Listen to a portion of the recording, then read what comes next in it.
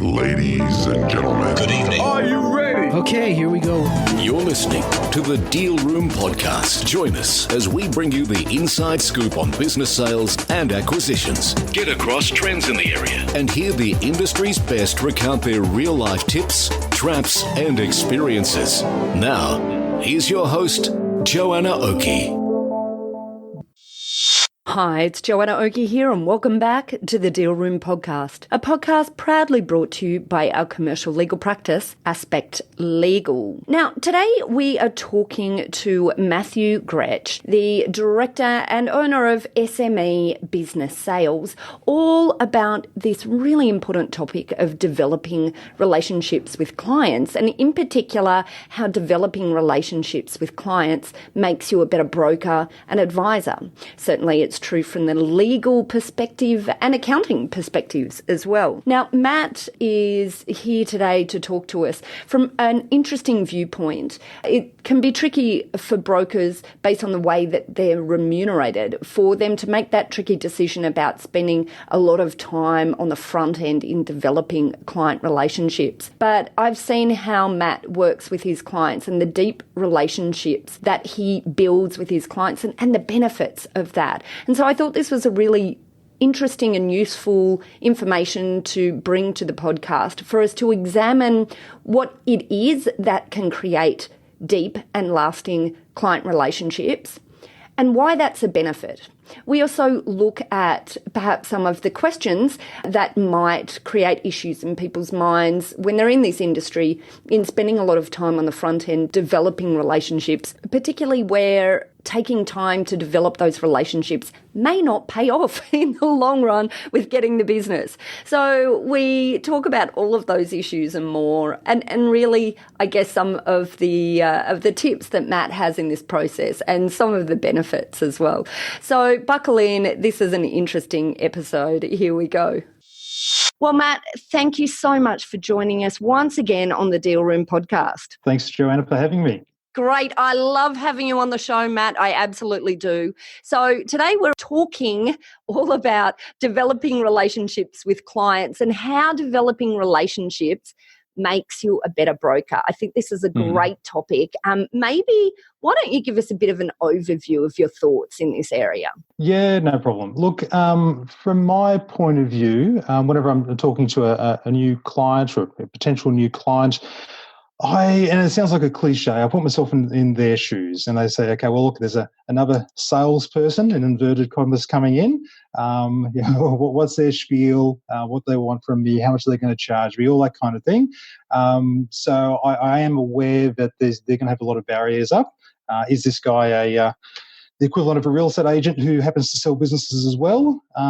Is he just going to try to get the maximum commission possible? Yeah. So look, it takes some time to develop that relationship up front, and I try not to rush things. So I very rarely would meet with a new client and say, okay, here's the agency agreement, sign here, and we'll put it on the market for X. That's what I reckon it's worth.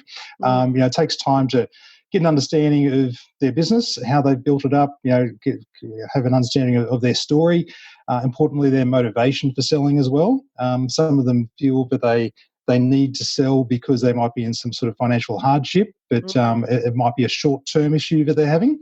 And there have been occasions where they often say, look, I need X dollars to get out. And you ask, okay, why do you need X dollars? If it's a short-term issue that they're having, they might be better off speaking to a business consultant or coach or something to develop the business and get over that hurdle, or possibly talk to their accountant. So, look, I want to be fairly confident that they're selling for the right reason. So, as I say, it takes some time to develop that relationship, and I like to introduce myself to their accountant as well, just to find out if they've had a valuation done, anything like that. So I've got the full picture before we engage. Yeah, fabulous. So in what you're talking about there, what I'm hearing is, and as you're saying it, I'm reflecting on many sales sort of courses or discussions I've heard in the past that talks about the best form of sale is not selling but asking questions. And it sounds to me like maybe that's a style. I don't know if you even knew you had it, but there you go. Apparently it's an excellent way of selling. It sounds like it's an intuitive way for you. But it sounds like you're really utilizing this ask questions, spend time, develop relationships before you're moving into the sale side. Is that right? Oh yeah, look, absolutely. I think you need to. You've got to have a good understanding of what their motivations are, and really understand what the business is. They're not all straightforward, cafes or plumbing businesses, whatever it might be. Some businesses are quite left of field, and you've got to understand who the potential buyers are going to be. For some businesses, there might be very few. So look, it does take time to get your head around a lot of these businesses.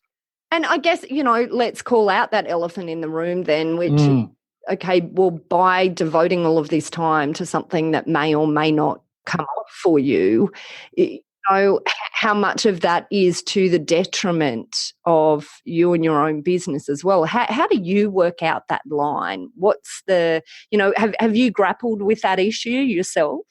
Yeah, look, it's another cliche, but it swings and roundabouts. You don't win them all, but there have been occasions where I've spent considerable time with potential vendors, met with them 2 or 3 times, gone through a few scenarios with them. If they do X with the business, what would it be worth?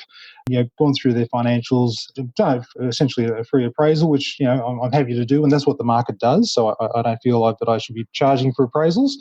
And they may decide that, they're going to put it on hold for now. They're going to build the business up over a couple of years, and all going well, they'll come back to me in a couple of years' time when they're ready. I do stay in touch with people, so hopefully I get the listing at that time. But I may not. But it was a little while ago, I was talking to a gentleman and did an appraisal on his business, and he said, look, Matt, I need more money just to sell the business. It's not worth selling for that. I said, I can tell you what you want to hear in terms of what it's going to sell for, or I can be upfront and honest with you, and you're not going to get that money, unfortunately. Appreciated my time, and actually referred me on to one of his friends who was a similar age, or someone approaching retirement, who did want to sell. So, it was a win for me at the end of the day. Gosh, and that's a hard one, isn't it? Like calling it absolutely honestly as you see it, which some people could see absolutely to be your detriment, but you did that, you did the right thing, and then like it ended up in the sale in you getting another the right kind of client. So I just absolutely. What a great story. I absolutely love that. That's fabulous. And look, I guess one of the things that I wanted to ask you is, what do you think are the positive ramifications of you spending time developing that client relationship? Because I just want to reflect on one thing that I've noticed in your clients. I've noticed that you've got very loyal clients who do what you tell them. They do. Like you've got they usually do. They usually do. But that's not. I have them well trained. But you do 100%. But that doesn't happen by accident, Matt. And that's that I believe that's a reflection of the time and energy that you've put into them, into the relationship with them, because they trust you and they feel that your advice for them is to their benefit. I think that's such an important thing. So, maybe if I throw it out to you, what do you think some of the benefits are in spending that time up front to develop that relationship? Yeah, look, I suppose the obvious benefit for me is in developing a relationship with a client, and when things go well and they're happy with the price that they achieve, obviously I get referrals, and that's generally how I'm getting most of my business right now, which is great. That's amazing. And look, and spending the time up front with them as well.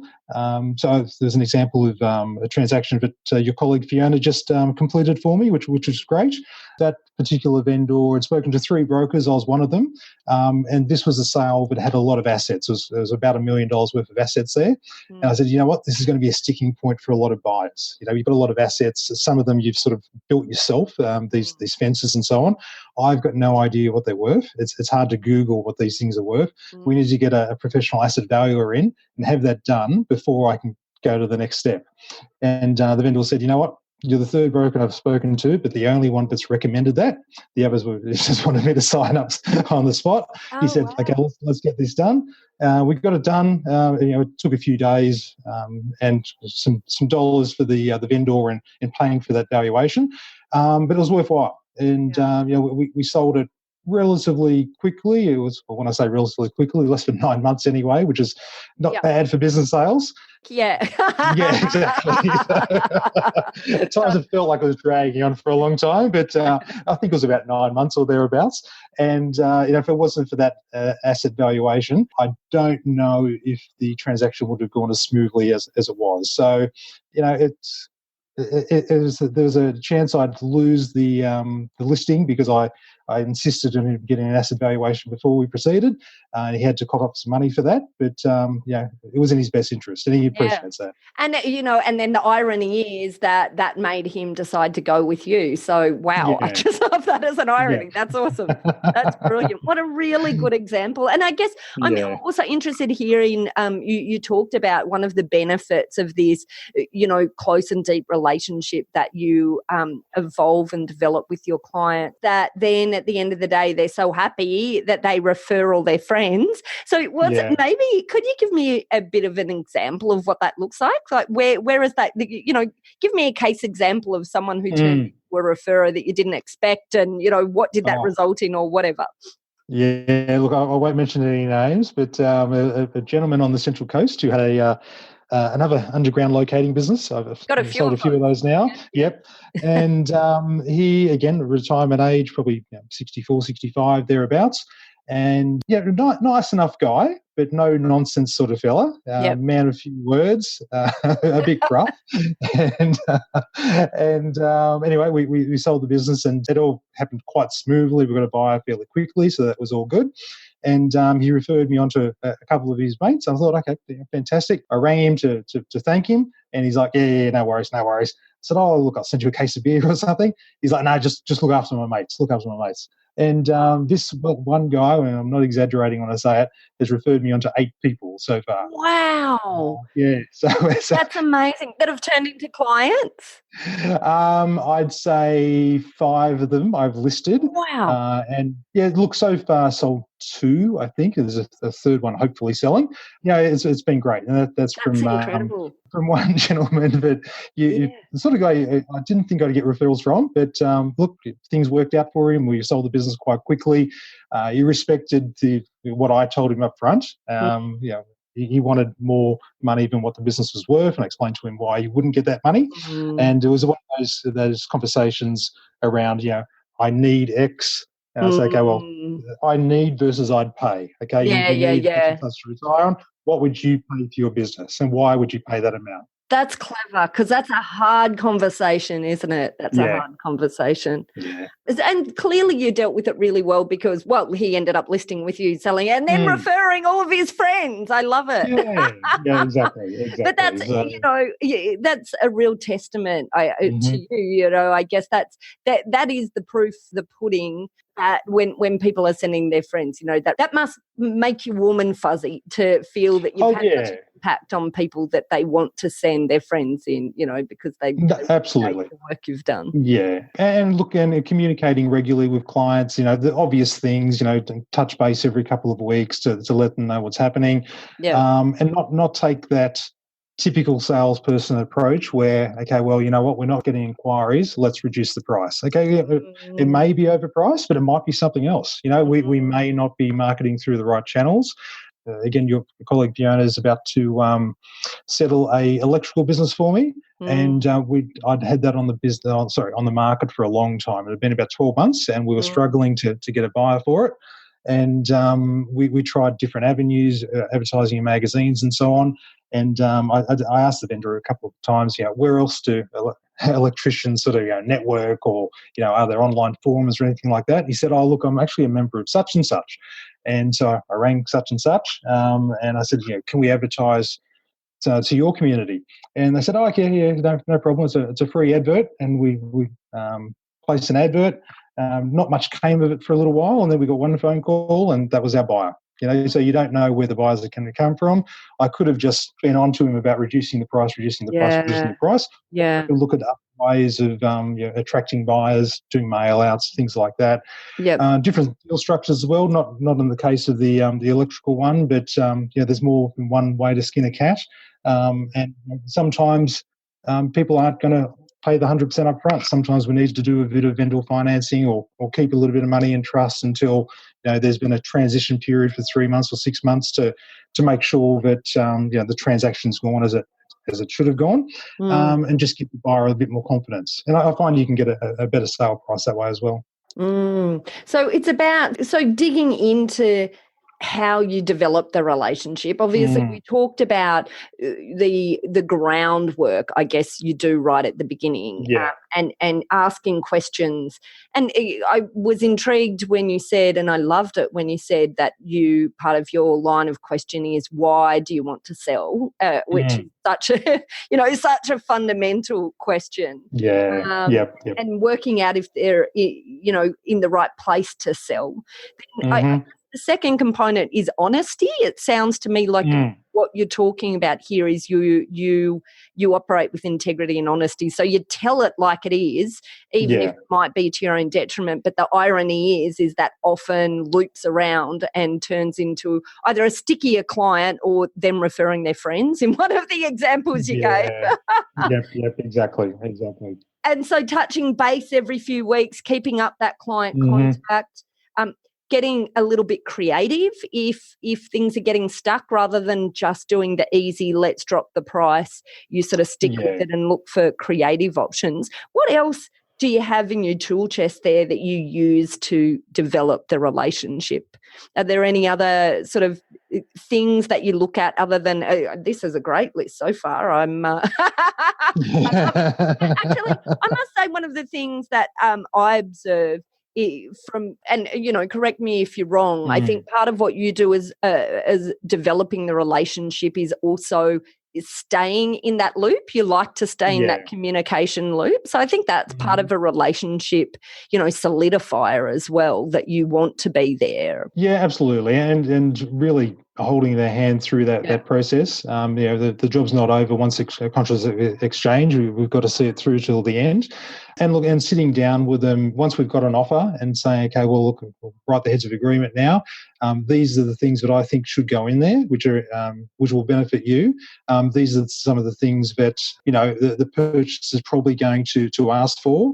So let's meet them halfway on some things, and let's avoid the awkward conversations a little bit further down the track once the solicitors are going back and forward. So let's prepare ourselves as best we can, and not just say, okay, here's the heads of agreement, flick it through to the solicitor, and fingers crossed, let's hope for the best. Yeah. So I guess it's that hand holding, right? I guess. Yeah, absolutely. Yeah, absolutely. And the empathy for where they are in their own mind in the process, I guess. Yeah, and it's especially true for those businesses that aren't doing particularly well and they just need to get out. They just need to get out of their lease or whatever it might be. And you can tell that they're desperate. They're the ones that are higher maintenance, which is fine. But you just got to be that sounding board for them sometimes. And sometimes they're better off walking away from it. Handing back the keys. And look, if I think they're better off walking away from it, I'll let them know. There's no point in paying my commission if they don't need to. Yeah. Oh, look, that's just what a brilliant list there, Matt. I absolutely love it. Have you got anything else that we think we've missed off? I guess you can't give away all the keys to the kingdom today, but look, no, it's just about being, I think being upfront, transparent as well, letting them know what's going on, why you're doing the things that you're doing, why you're marketing their business in a certain way, the message that I'm providing to potential buyers. So, look, just keeping them up to date. And I feel that, and as you know, it takes 6 to 12 months generally to sell a business. And if you're talking to someone every week or every 2 weeks during that process, you do develop a relationship with them. And I've had occasions where something sold after 12 months and Okay, look, it's all done. I've sent them the gift hamper saying, thanks very much, all the best. They're like, well, what happens now? Do we stay in touch? You connect on Facebook if you want. And do you stay in touch, Matt? With some of them, yeah. With some of them I have. Yeah. I've got to tell you, I'm still in contact with some of my clients that have sold their businesses, up to 15 years ago, and I still drop notes to many of my clients. I try to drop them notes on their birthdays or, every 6 months or so. But I just, it's a personal thing. I think relationships, perhaps from the legal perspective, is something that really is overlooked for many solicitors. But for me, and I feel like it's probably the same for you, though I don't want to be speaking on your behalf, it's a source of great personal satisfaction for me to have had those relationships as well. And there's nothing that I love more than getting an email from a client that I've worked with, a decade ago and selling their business, and they're sending me pictures of, them off in Italy or, I don't know, on the, touring Australia or whatever they're doing, and for me, it's like, it's great to have those stories as well that we can help our current clients with, because gosh, sometimes for them it feels like they're down in the trenches, and it's helping keep them alive with, here's the vision, here's my clients a decade on or 2 years on or whatever, sometimes even just 3 months on, after the sale ends. So I think that's, not only is that deeply personally satisfying, but I just think it's actually a really good method for helping our clients get across the line as well. Absolutely. And look, and just on that as well is we've talked about this in a previous podcast that we did about working sort of as a team, and we had Fiona help me with a transaction just recently, and talked to the vendor afterwards, and he said, look, and also just really thanks for recommending Fiona. He said it just made everything so much easier.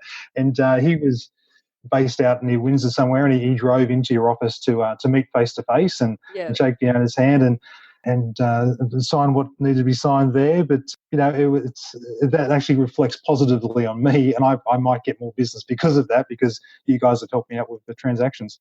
Oh, that's really nice. That's lovely of you to. Thanks for telling that story. Actually, I didn't even know that story, so that's really fabulous to hear. I love it. I'll definitely pass it on to the team as well. They'll be really happy to hear that. Well, look, Matt, I just wanted to say a massive thank you for coming in today to talk all about this area of developing relationships with clients, because I think not just does it make you a better broker and give you, a much better outcome with your clients, but obviously, as you've talked about, there's a lot of possible roll-on effects as well. So all in all, great strategy. But a lot of people, and I think the importance of this is to understand that a lot of people feel like that effort up front isn't worth it. And I just think it's an important story you're talking about today in that real benefit of that effort. And let them know up front, it's not going to be easy. There's going to be bumps along the road. It may be the most stressful thing you've gone through in your life, and it is for a lot of clients. And just let them know, we're here to help them in the way we can, but it's not going to be easy. So they've been forewarned. Yeah, love it. Well, look, Matt, thank you so much. And look, if any of our listeners want to get in contact with you, how do they go about doing that? Yeah, the website is smebusinesssales.com.au, or give me a call, 0408 299 888. Excellent. Now, if you're running along on the beach or you're in your commute to work at the moment, have no fear. If you've not got a pen, it doesn't matter. All you have to do is go back to these podcast show notes and we'll have a link through to Matt on those show notes. Wonderful, Matt. Well, a very big thank you once again. No, thank you. Well, that's it for this episode of the Deal Room podcast. Now, if you'd like more information about this topic, or you would like to contact Matt Grech personally to talk to him about his services, or indeed if you would like to speak to any of our lawyers at Aspect Legal, then just head over to our website at thedealroompodcast.com.au. There we link straight through to Matt at SME Business Sales, and we also have a link to allow you to book in a free time to speak with one of our legal eagles at Aspect Legal. Well, that's it for today's episode. I just wanted to thank you so much, our listeners, for listening in, continuing to listen in. If you enjoyed what you heard today, then we would be absolutely grateful if you would pop over to Apple Podcasts or your favourite podcast player and leave us a review. And of course, make sure you hit subscribe if you haven't subscribed already. All right, well, thanks again for listening in. You've been listening to the Deal Room Podcast, and I'm Joanna Oakey. See you next time.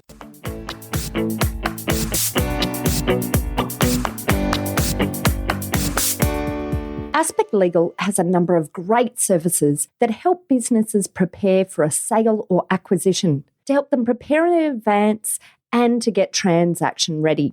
We've also got a range of services to help guide businesses through the sale and acquisitions process. We work with clients both big and small and have different types of services depending on size and complexity.